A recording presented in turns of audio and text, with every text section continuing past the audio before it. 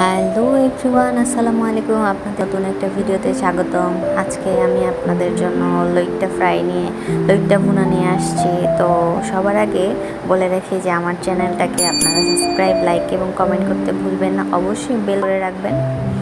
তো চলুন শুরু করা যাক আজকের ভিডিও।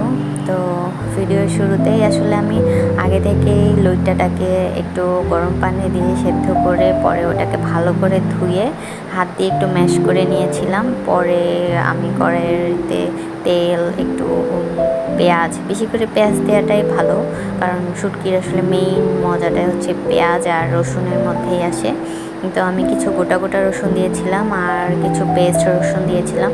এরপর বেসিক যে মশলাগুলো, মরিচ, ধনিয়া, তারপর হচ্ছে জিরার গুঁড়ো, এগুলো দিয়ে আপনারা মশলাটাকে একটু কষায় নেবেন। কষায় নেওয়ার পর ওইখানে আমরা যে ম্যাশ করা যে লইট্টা শুটকিটা ছিল, ওই লইট্টা শুটকিটা ওখানে দিয়ে দিব। দিয়ে দেওয়ার পর আমরা 4 থেকে 5 মিনিট অনবরত নাড়তেই থাকবো। যখন দেখবো যে তেল ছেড়ে দিয়েছে, ভাজা ভাজা হয়ে গেছে শুটকিটা, তখন আমি ওইখানে হচ্ছে পানি অ্যাড করে দিব। তার খেয়ে পরে পানিটা শুকায় গেলে আস্তে আস্তে আর একটু শুকনো শুকনো করে নামিয়ে নেবেন। আসলে লইট্টা একটা সামুদ্রিক মাছ, এটা আমাদের শরীরের জন্য অনেক ভালো। তাই সবাই আপনারা চেষ্টা করবেন যে লইট্টাটাকে খাওয়ার জন্য, বা হচ্ছে লইট্টা শুটকি খাওয়ার জন্য। এটা আপনার শরীরে লবণের ঘাটতি পূরণ করবে। আরও অনেক উপকার আছে, যেটা আমি আসলে একটা ভিডিওতে শেষ করতে পারছি না। এর উপকারিতা নিয়ে আমি আর